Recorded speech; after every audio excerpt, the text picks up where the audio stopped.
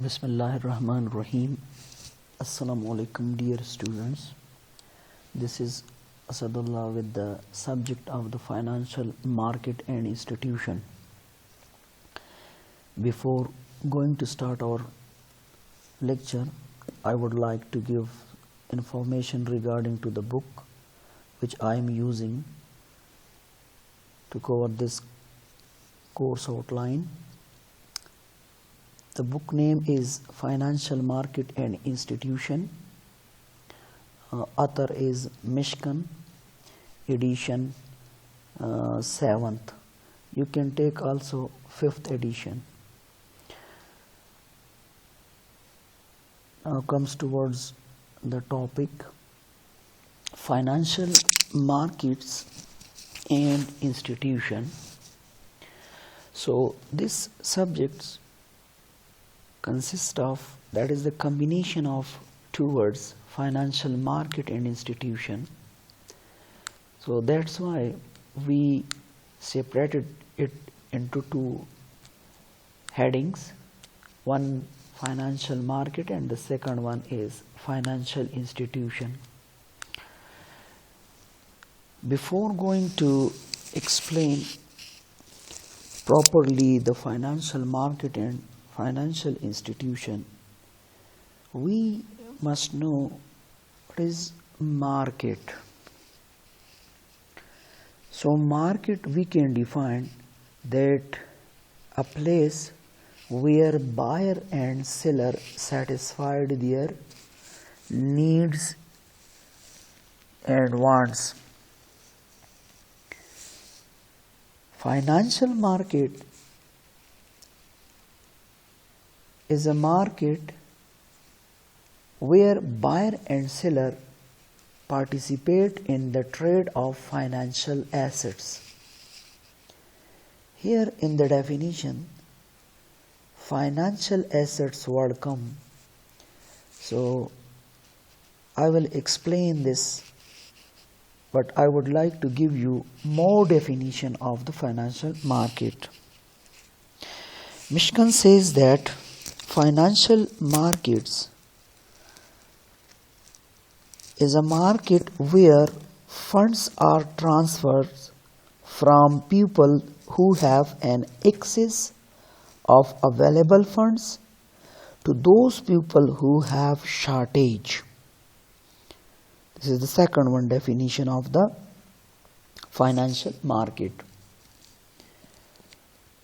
Third one definitions that financial market is a marketplace where funds or finance are transferred from those who have surplus or excess to those who have shortage or to those who need of it.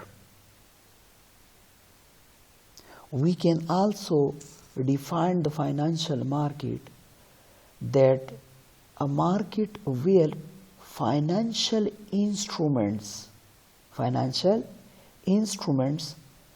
are trading and perform their functions. I will also give the explanation of the financial instruments. We can also define the financial market that it is a market where financial institution performs their work or perform their functions. Financial market, that is a place where trading of the financial assets like treasury bills, checks, bonds, shares take place. Such market is called financial market.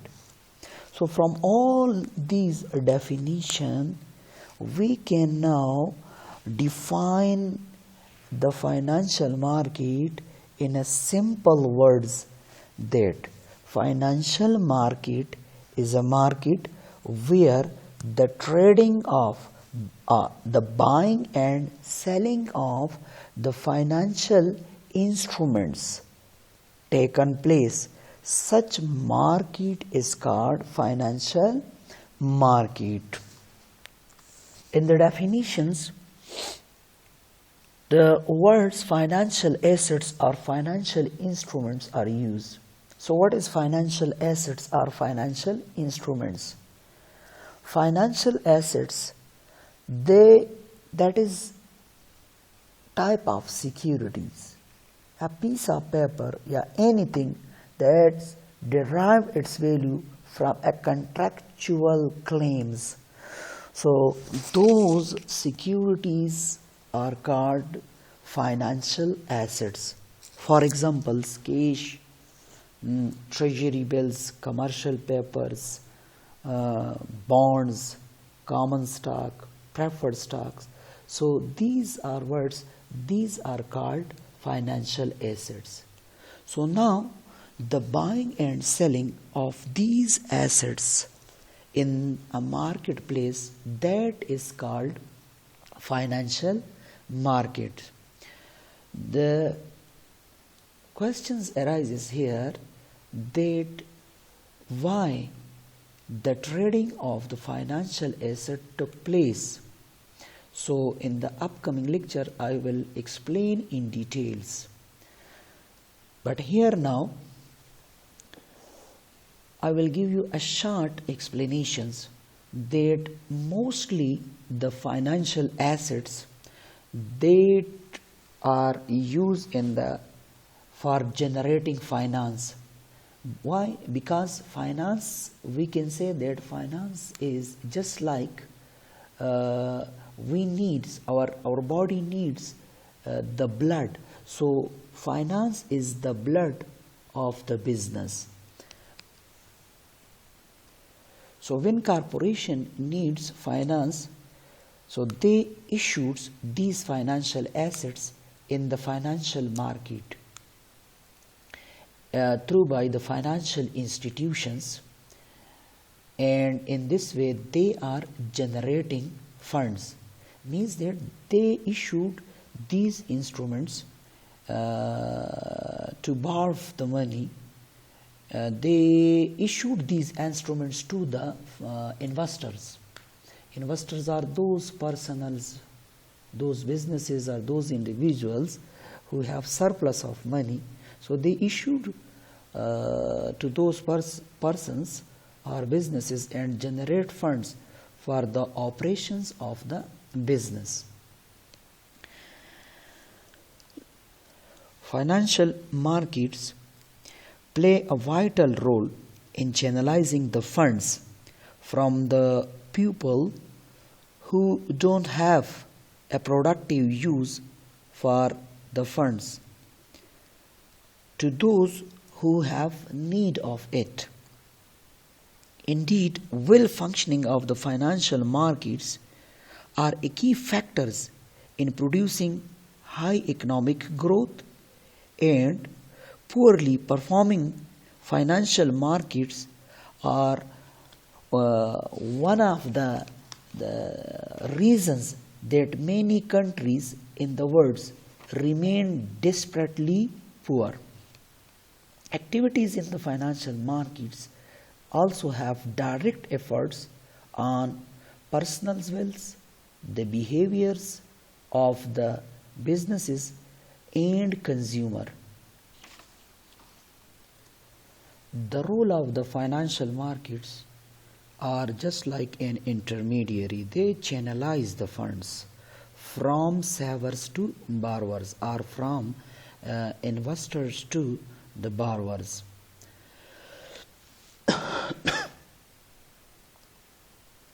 A very common example of the financial market is a stock exchange.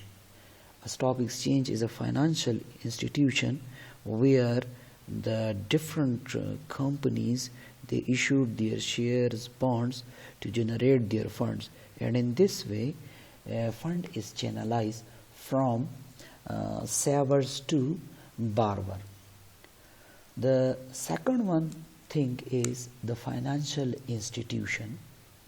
So financial institution, this is also important one part of the financial market. Financial institution, they are provided an intermediary services to the financial market.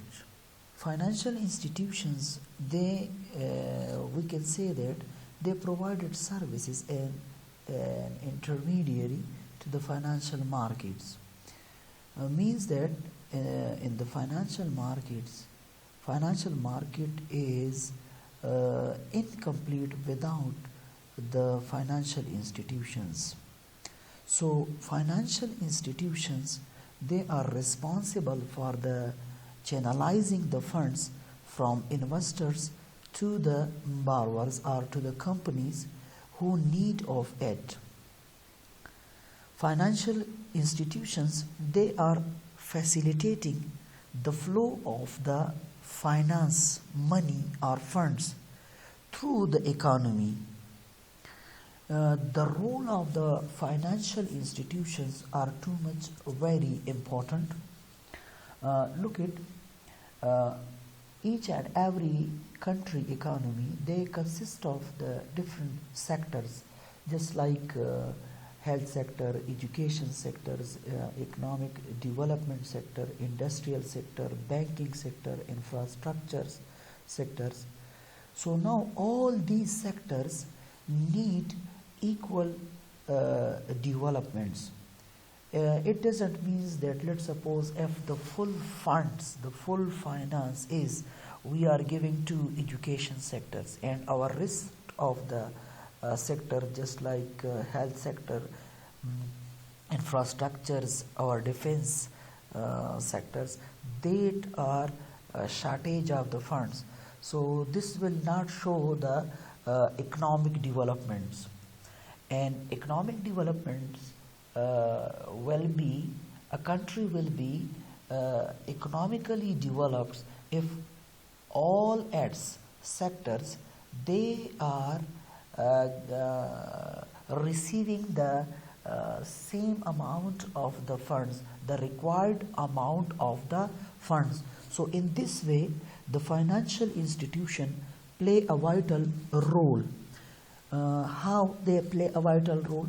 So the through by the financial institutions, just like bank, just like insurance companies, pension funds, these organizations, they are collecting the finance from the investors and then channelize those funds to the different borrowers according to their needs.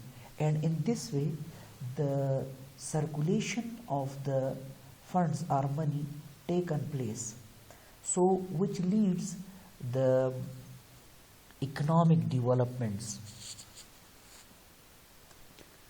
One of the key players of the economy is the patron of the saving and investments.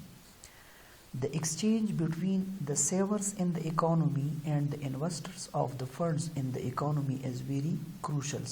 How? Look at, if I have surplus money, savings, and a company, Al-Quzay, they needs of that funds. So if that money that is remain with me at my home, so that is useless. They are not used in the economic development of a country. They are not circulating. When money is not circulate, so they, with the passage of the time, due to time value of money, they are also getting devalued. So when they are getting devalued, so I'm not getting benefits even though I have the savings. What will be the good decision? The good decision should be this one, that I should give that my savings to the borrowers who need it, like Al-Quzay company, they need it. So their finance will be increased. When their finance are increasing, So automatically their business operation will also become vastens. They will do more business operations. They will purchase more raw materials. Their working process will also be increased. Their finished goods, their marketing activities, their advertisement activities, their sales will also be increased. And in this way they will produce more. When they are producing more, so automatically the Afghanistan will their imports will be decreased. Why? Local products are available. So when local products are available, automatically they will also positive effects on the people. More employment chances will be increased. So that's why channelizing of the funds, that is too much important one. Now look at, if directly someone asks for the loan from us, so we will feel hesitation while we are giving loan to them, because their risk is involved here. That is also costly, these kind of the transaction. But if some third party or any intermediary come, so then we are not feeling any kind of hesitation. Most of the peoples by itself, they are deposits their savings in the bank, in the financial institutions, and from those financial institutions a lot of individuals and a lot of company, they are taking that such money from the banks and other institutions as a loan, and in this way fund is channelized, and both the party, they are not feeling any kind of the fear, they are not feeling any kind of the risk. Why? Because a third party that is involved here, which is more competent, both the party have trust on it. So now here two type of financing leads. One is called direct financing, and second one is called indirect financing. Direct financing, how? I will show this through by this Madu. Look it to this picture. Here one person is a saver, second one is a borrower. This saver, here is a financial market. There is no financial institution, but just only a place. Both saver and borrower meet with each other. When they meet with each other, so saver give his surplus money to borrower on some terms and condition and on some extra money, just like interest. Now fund is transferred from this savers to this borrower. So this type of the transferring of the funds from one party to another one party without the involvement of any intermediary or without the involvement of any financial institution. So this type of the funds transferring or financing is called direct financing. No third party is involved here. Like I explain this with an example. Let's say we have Ali looking to start a new business. Ali is now investors, and he make a contact with Ahmad. Ahmad have surplus money. The person who have surplus money, that is called saver, and the person who need of the money, that is called borrower or investors.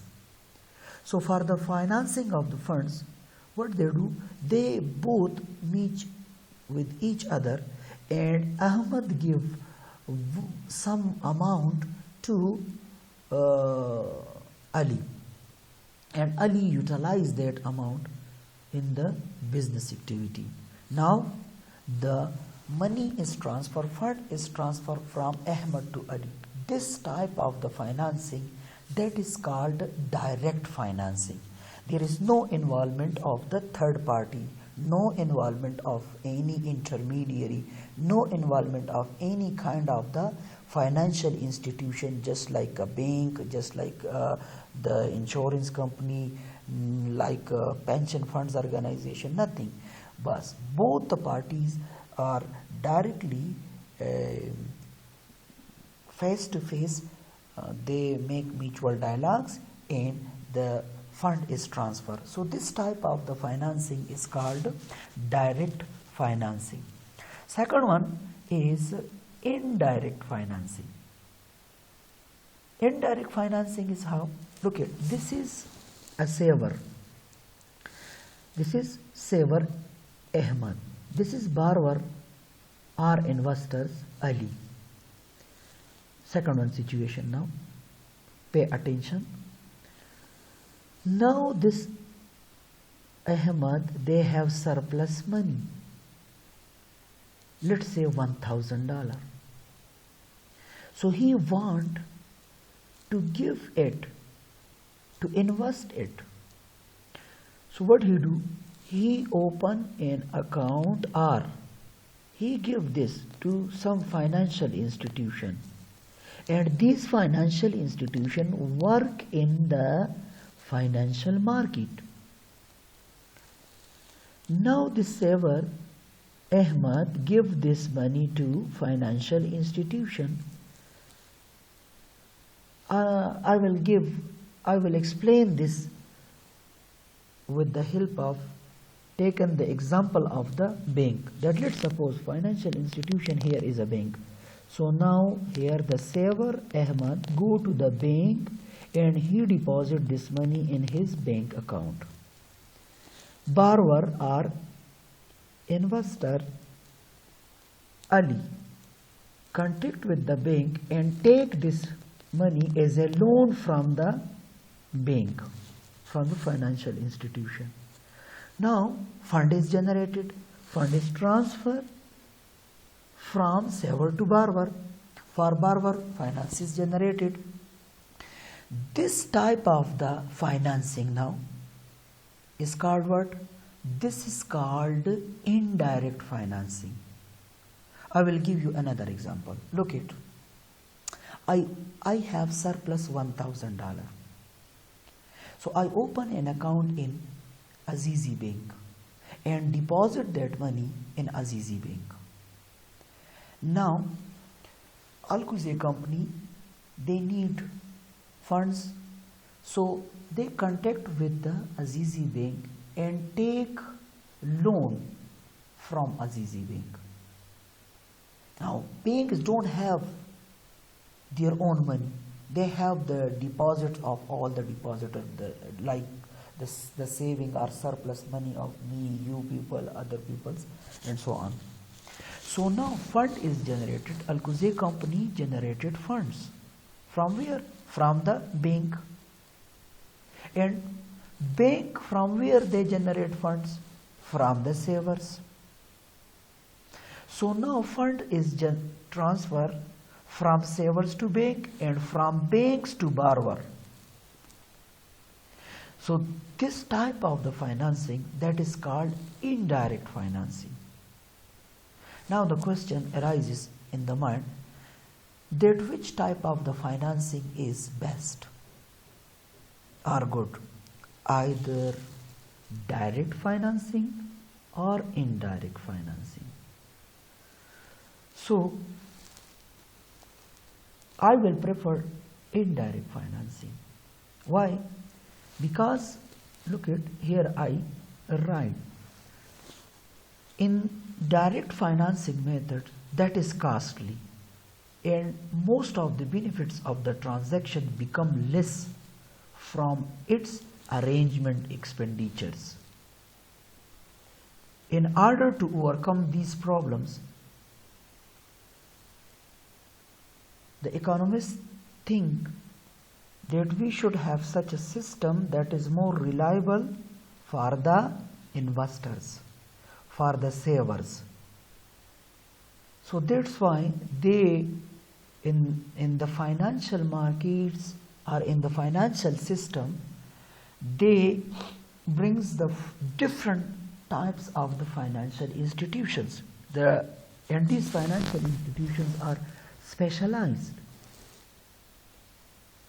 So now the savers, they give their savings to the financial institutions, and borrower get those savings from those financial institutions, and in this way fund is channelized.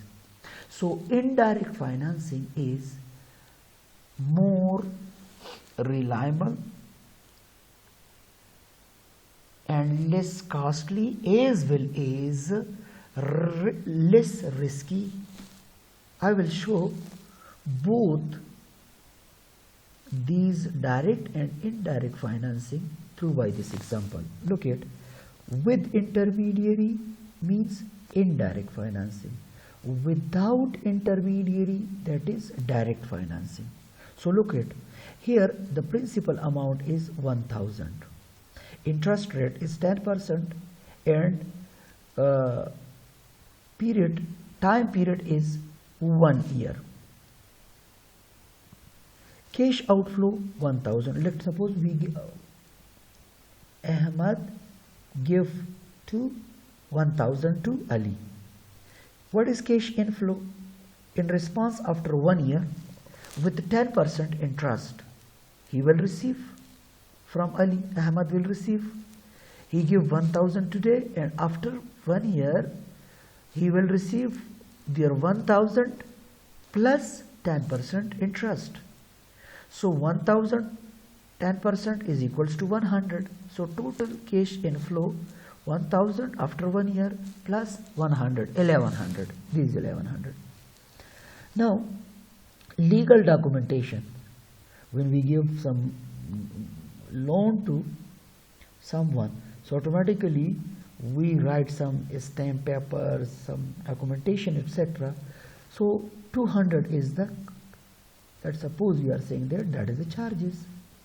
So how much total outflow taken place? 1000 capital amount plus expenditure. So total outflow from the Ahmad is 1200.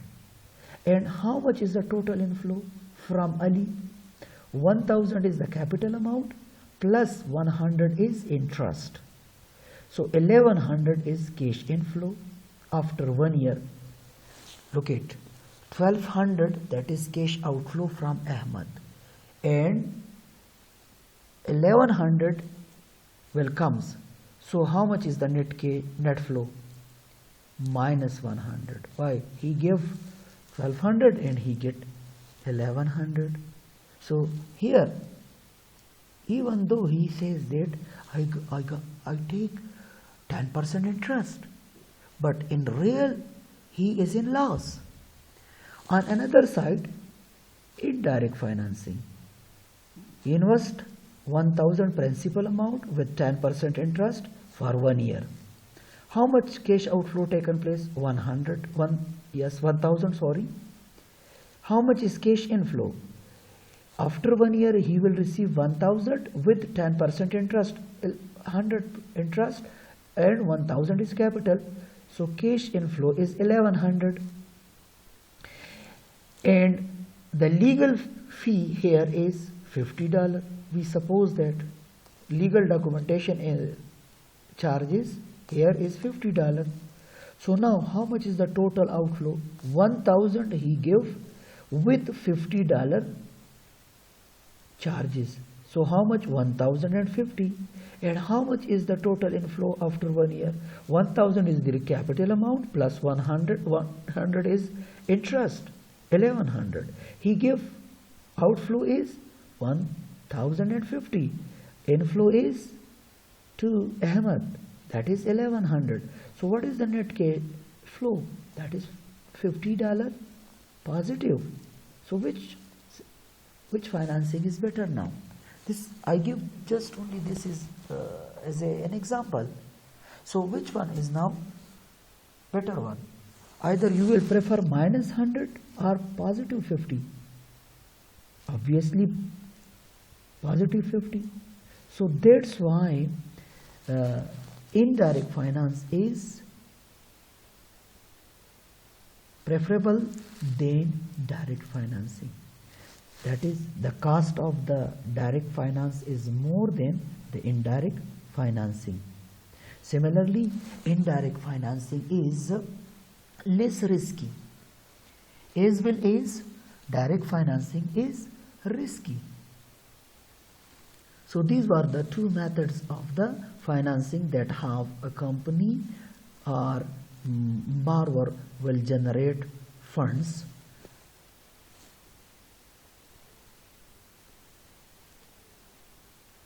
This one I will also explain these two schedules in the upcoming class, inshallah. So for now our lecture is now above to 30 minutes, so it will be better that I will finish it now. So inshallah we will see you in the next class. For now, Khuda Hafiz.